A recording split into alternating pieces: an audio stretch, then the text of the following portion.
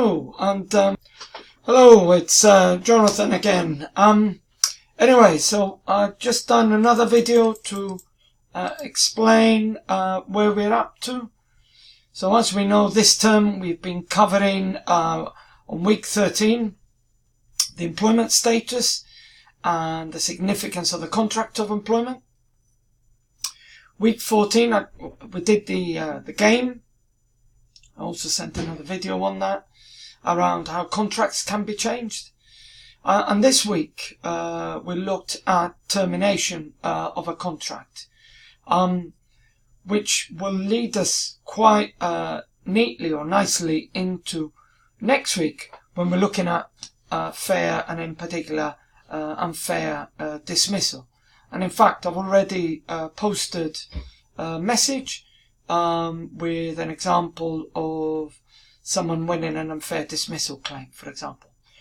But coming back to what we covered this week, let me just open that up. And I'll open up what's included in the activity. So my thoughts were that it'd be useful that we look at terminating a contract, which is obviously a lot broader than just looking at, right, I have been sacked, do I have any rights, etc., etc. Because I think it's important that we become familiar with the sort of much broader ways of ending a contract. And you can see, I'll open up the activity and you'll see what I mean.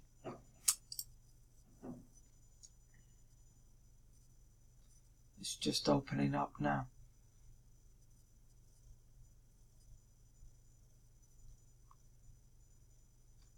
Is it opening up? It's taking a little bit longer. Anyway, so let me just edit that. So I think with this, it brings in its own set of jargon.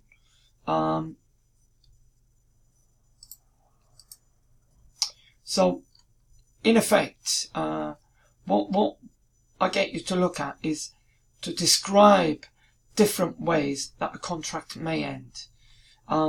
And there's the resources on the Moodle that will help you to at least be able to provide, at best, a sentence or two on 2 or 3 of these terms. So we got termination by notice, so where the employer gives you notice. And interestingly, there's 2 parts to that. So one is, what does your contract say? And then what does the statutory notice period mean? One of the questions that got asked on this was, well, what happens if an employee wants to terminate it themselves? What will be the minimum notice period? And I think everyone agreed it was 1 week. We've got termination by breach. So that's where someone, through their conduct, for example, to an extent performance, has actually done something or not done it. So potentially is how does an employer go about doing that. Summary dismissal. I mean, this is like your Alan Sugar type approach to dealing with people. And the question is, if an employer were to do that, what would be some of the issues that the employer would need to consider? We got wrongful dismissal, which is a breach in its own right. And then it's looking at, well, what does that mean specifically? And I think this will help, because next week we're going to look at unfair dismissal.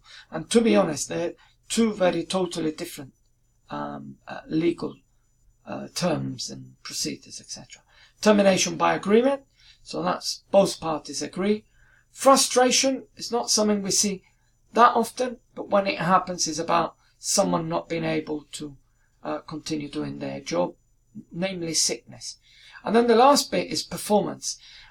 I expanded this, and what we did is looked at things like, or people like doctors, teachers, to an extent, I think even plumbers. So people who need a license to do a job. And there's 2 aspects to this. So one is, what does the immediate employer do or not do? I mean, it depends.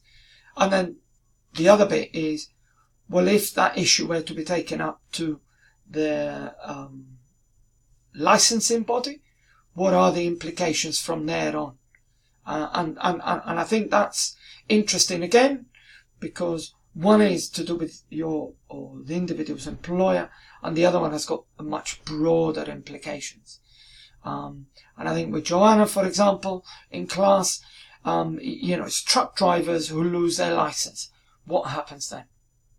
All right, look, I think you might find this quite interesting. You'll only need to describe 2 or 3 of these to hit 1.3, so it's not loads, unless you want to do all of them, which is fine, because I think it will give you much broader understanding. Other than that, keep uploading your work, please, please, please. Try and also come to class.